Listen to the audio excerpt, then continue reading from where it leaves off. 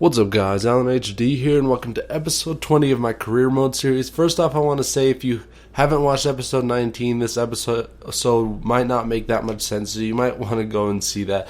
But we do get rejected by Jetro Williams and we do get rejected by PSV, and he is a player that I do want to pick up because he's pretty pacey and he is decently strong, which is what I look for in a player.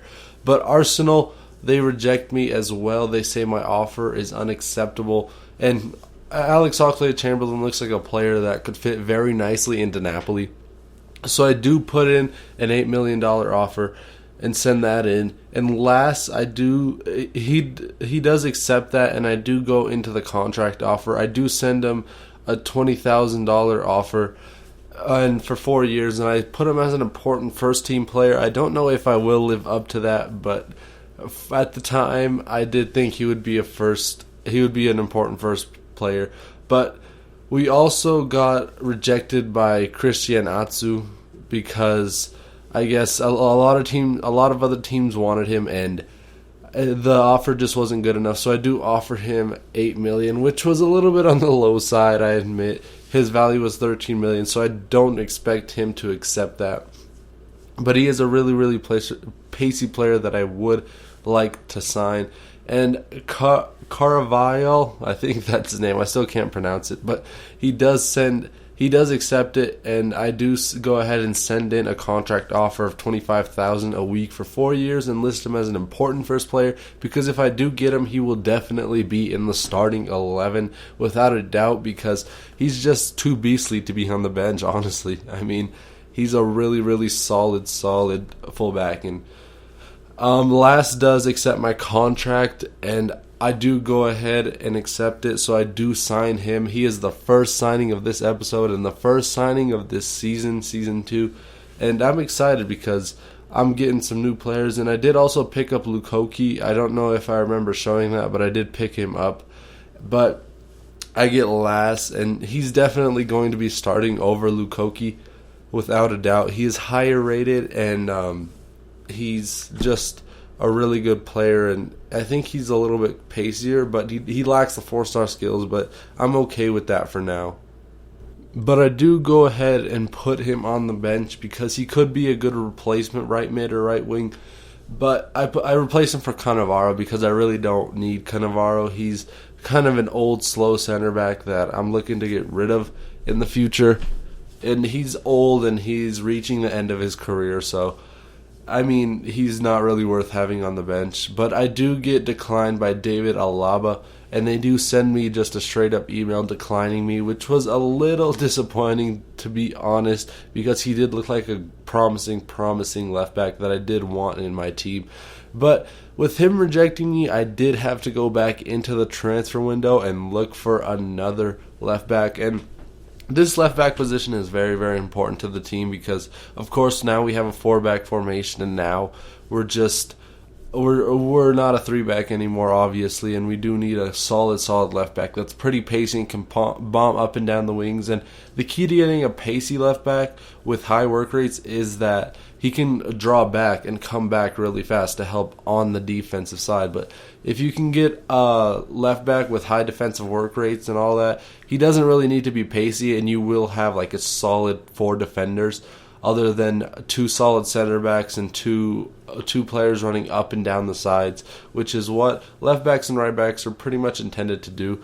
And we're looking through here, nothing really catches my eye. I'm down in the 70s for overall ratings, and I mean, I'm just looking for anyone that could just fill this position. And I find this beastly guy, Loris Benito, and he's one of those players that's generated by the game. I don't think he's an actual player, but if you go back and check his physical stats, they're absolutely ridiculous. He almost has all green. Sprint speed is 98. That is unreal. I had to pick this guy up, and he has great potential. He's only, I think, 21 years old, but that is insane. I could see him maxing out his speed, 99, everything. It's just ridiculous how good that player is, and it's one of those generated guys. Again, I mean, they can be very, very deadly and very, very good. I think I think I have one of those players already. I think it's Fernando, the center defensive mid, and he's grown to, I think, a 77 or 78 overall rated, and he started at 72, so he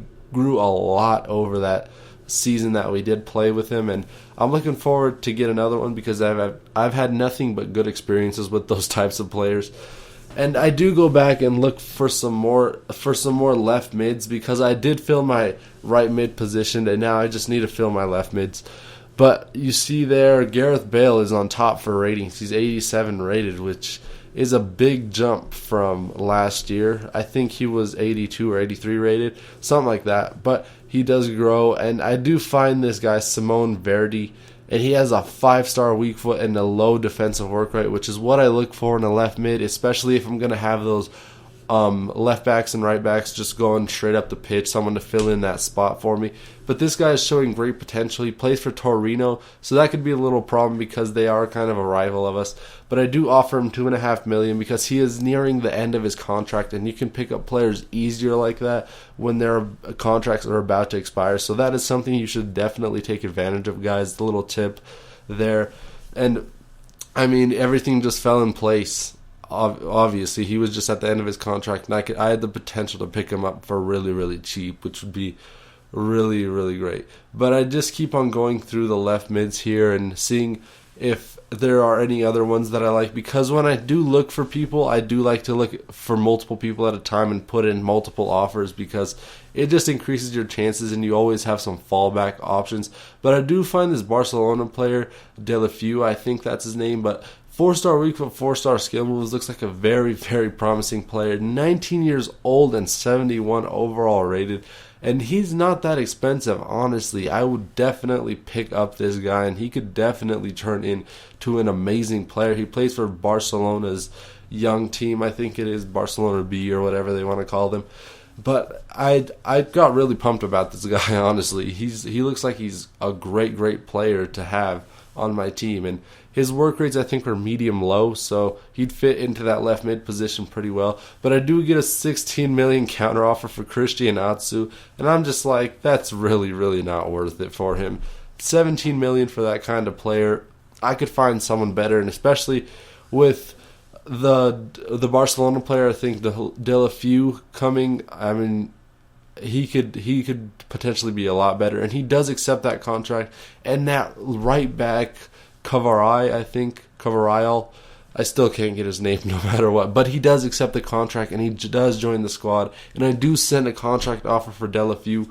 I mean, things are really looking up. I'm starting to sign some big, big players, and I'm definitely looking forward to having these players in my team. I can't wait to start playing games because, I mean, it's just going to be amazing. And this left back does accept my transfer offer. All I have to do is send in a contract offer, which is exactly what I do. I tell him he's going to be an important first-team player, offer him $15,000 a week for 4 years. So he's going to stay with us for a long time, I'd assume.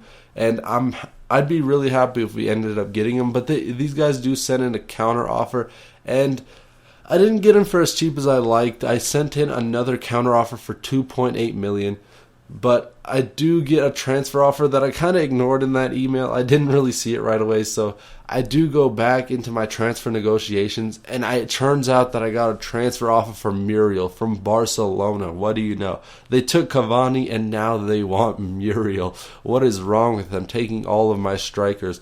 I do send in a counter offer for $85 million, and stranger things have happened, guys. We'll see next episode if Muriel does go away from the team and join Barcelona. That's it for me this time, guys. Thank you guys for your support. I do appreciate it a lot. See you guys next time, and peace. And peace.